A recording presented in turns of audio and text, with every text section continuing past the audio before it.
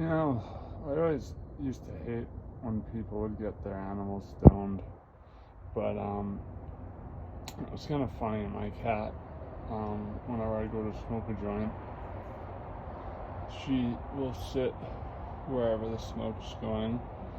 Right now, she's fucking like, "Are you stoned, kitty?"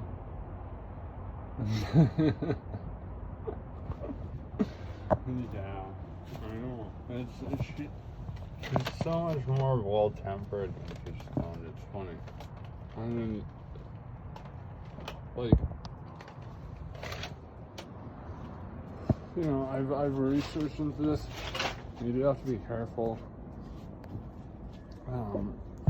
giving pot to animals, or you know, it's also just not pleasant for their lungs to blow the smoke in their face. But the thing is, she'll go where the smoke is.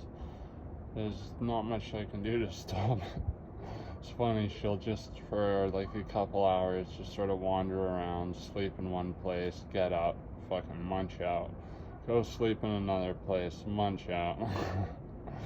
But yeah, no, like CBD has been shown to help with pets, but like especially pets who have pain, and you know, she's an old cat, so she's got the like some issues that are causing diuretic stuff, and you know, like I guess she just, you know, has to go to the washroom a lot, and I think she has some arthritis and injury in one of her paws that's never really gone away. So I think the THC helps, and also she's a complete brat. She's a diva. She likes to throw hissy fits all the time because she gets spoiled like crazy. She doesn't get what she wants, she'll let you know. And she'll also go after other animals. It doesn't matter what it is. If it's on more than two legs, then she'll fucking go after it. It doesn't matter how big it is. But her temperament is so much better when she's high. It's funny. I mean, as I said, I've researched into this because I was like, I don't want to be doing any damage to my cat, and I used to fucking hate when my friends would blow smoke in her face.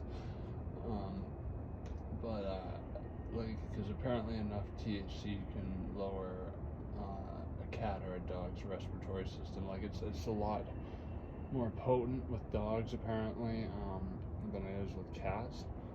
But too much can cause respiratory depression to the point where you know, they can have they can legitimately die. But like usually they'll have to like you know, say get into a big batch of like can of butter and fucking eat all of it for that to happen. Like I try to make sure she doesn't get more than like a couple puffs if she's gonna follow me around while I'm fucking token.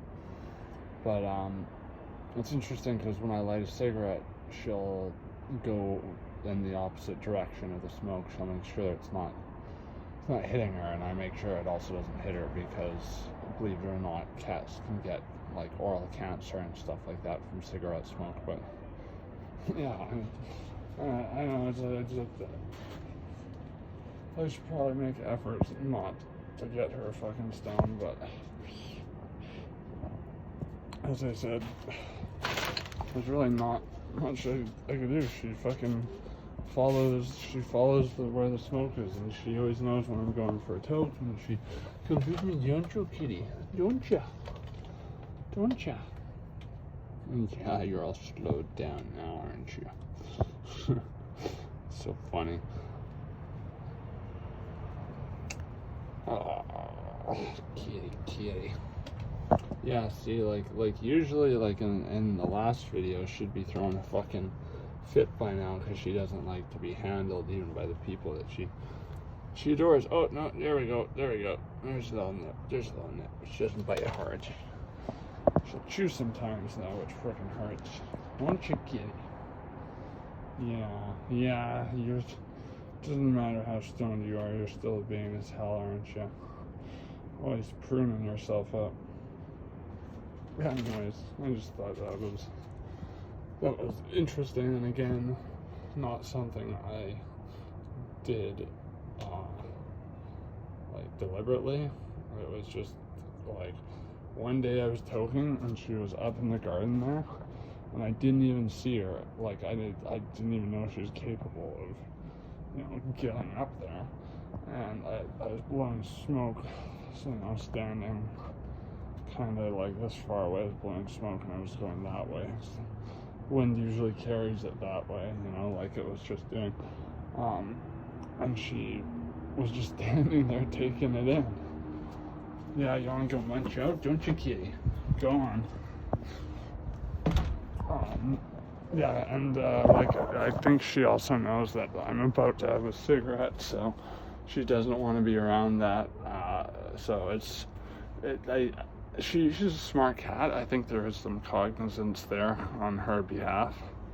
Like most of you probably seen that video of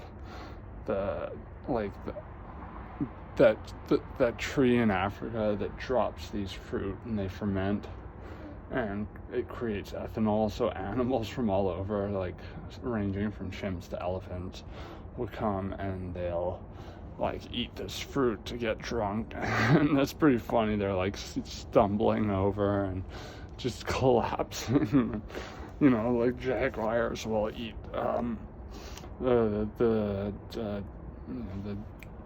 I think is it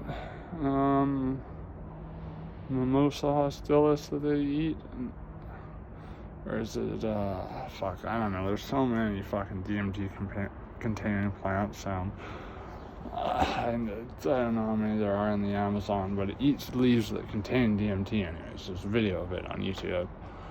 I've seen it. I think most people have seen, because they don't need the MAOI because of their metabolism to get high from it, and they'll just fucking roll around and stare at the sky dripping out like,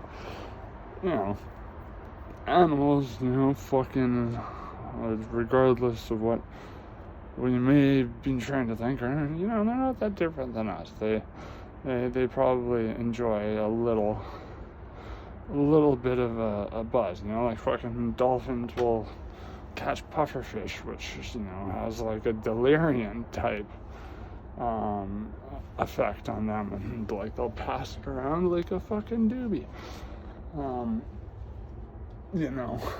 Still feel kind of guilty, but again, she'll sneak up on me while I'm fucking, I'll try not to fucking get her stoned, but she'll sneak up, and sure enough, I'll catch her just standing in the trail of weed smoke, and and she enjoys it. And then usually after 3 or 4 clouds, she's like, I had enough, and fucking just go waltz off and pass out in the corner.